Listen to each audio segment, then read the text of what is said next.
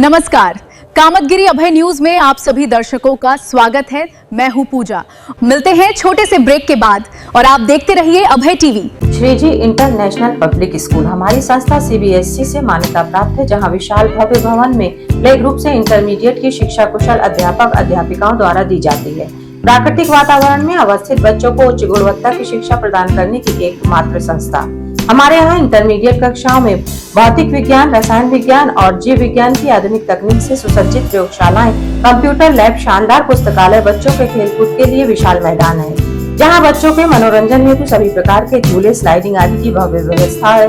तो देर किस बात की, हमारे श्रीजी इंटरनेशनल पब्लिक स्कूल में अपने बच्चों के सर्वांगीण विकास के लिए प्रवेश दिलाएं। अंग्रेजी माध्यम से संचालित हमारा विद्यालय Manikpur road, police line, Chitrakoot के सामने स्थित है। समाचार बुलेटिन में आपका पुनः स्वागत है। नमस्कार, मैं हूं आद और आप देख रहे हैं अभय टीवी। चित्रकूट में आज आयोजित हुई वर्ष 2026 की दूसरी राष्ट्रीय लोक अदालत, जहां एक ही दिन में हजारों मुकदमों को आपसी सुलह समझौते से निपटाने की कोशिश की गई। सन 2026 की यह दूसरी राष्ट्रीय लोक अदालत का आयोजन आज किया गया है कचहरी कैंपस में, और ये लोक अदालत जो है कलेक्ट्रेट परिसर में भी जो है आयोजित की गई है, और यहाँ भी और परिवार न्यायालय और मोटर दुर्घटना प्राधिकरण वहाँ सब भी इसका आयोजन किया गया है। राष्ट्रीय लोक अदालत का शुभारंभ जनपद न्यायाधीश द्वारा मां सरस्वती के चित्र पर माल्यार्पण कर किया गया। माननीय जज साहब द्वारा आज सुबह 9 बजे सरस्वती जी का माल्यार्पण करके इस कार्यक्रम का शुभारंभ किया गया। उस अवसर पर सभी सम्मानित न्यायिक अधिकारीगण मौजूद रहे।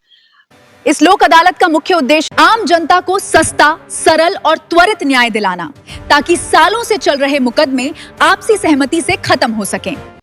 लोक अदालत में हमारा लक्ष्य होता है कि हम अधिकतम मुकदमों का आपसी सुलह समझौता के आधार पर निस्तारण कराएं, ताकि आम आदमी को सरल और सस्ता न्याय मिल सके। पिछली राष्ट्रीय लोक अदालत में करीब 1,18,000 मुकदमों का निस्तारण हुआ था, और इस बार भी उम्मीद जताई जा रही है कि चित्रकूट जिला पिछले रिकॉर्ड को पार कर सकता है।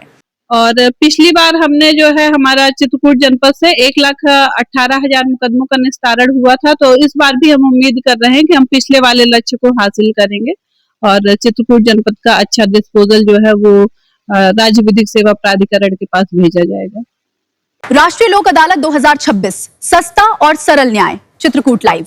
लोक अदालत में अलग अलग विभागों ने अपने स्टॉल लगाए, जहां लोगों के मामलों को मौके पर ही समझौते के जरिए निपटाया जा रहा था। लोक अदालत में जो मुकदमों का निस्तारण होता है, इसमें जो टर्म्स एंड कंडीशन होती है वो पार्टीज खुद डिसाइड करती हैं। जो पार्टीज होता है जिनके विवाद होता है और कोर्ट को लगता है कि इसमें सुलह संभावना विद्यमान है, अगर पार्टीज को एक टेबल पे लाके बातचीत कराई जाए, सुलह की कोशिश कराई जाए, उनके बीच सुलह हो सकती है, तो हम उनको जो है सुलह समझौता केंद्र ऐसी पत्रावलियों को जो है न्यायालय रेफर कर देती है। वहां पे हमारे ट्रेंड मीडिएटर्स होते हैं जो उनके बीच में सुलह समझौता कराते हैं। फिर पार्टी जब वो सुलह वार्ता होती है तो उस वार्ता के दौरान ही वो डिसाइड करते हैं कि इन शर्तों पे हम सुलह करने के लिए तैयार हैं। बस शर्त यह है कि वो शर्तें जो है विधिक होनी चाहिए। लेकिन सबसे ज्यादा चर्चा रही बैंकों के बकायेदारों की। जानकारी के मुताबिक 14 बैंकों ने करीब 17,000 बकायेदारों को नोटिस भेजे थे। 14 बैंक जनपद में है हमारे। बैंक ने 17,000 नोटिसें पूरे जिले में 17,000 नोटिसें बांटी गई, जिसमें से लगभग 608 बकायेदार राष्ट्रीय लोक अदालत पहुंचे। इन लोगों पर कुल 3 करोड़ 8 लाख रुपए का बकाया था, और राहत की बात यह रही कि खबर लिखे जाने तक 1 करोड़ 28 लाख रुपए की वसूली भी हो चुकी थी, जिसमें लगभग 608 केसेस अभी आए हैं, प्रस्तुत हुए हैं बैंक में, और उसमें लगभग 3 करोड़ 8 लाख का हुआ है, जिसमें डाउन पेमेंट 1 करोड़ 28 लाख का आ चुका है। यानी अदालत सिर्फ फैसले सुनाने का मंच नहीं बनी, बल्कि समझौते और समाधान का जरिया भी बनी।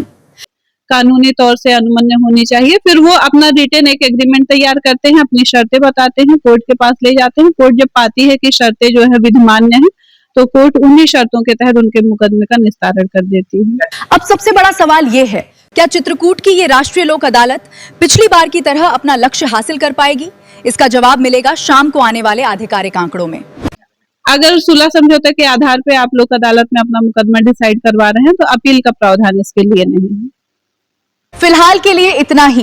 कैमरामैन विनोद यादव के साथ मैं प्रियंका द्विवेदी, अभय टीवी, चित्रकूट।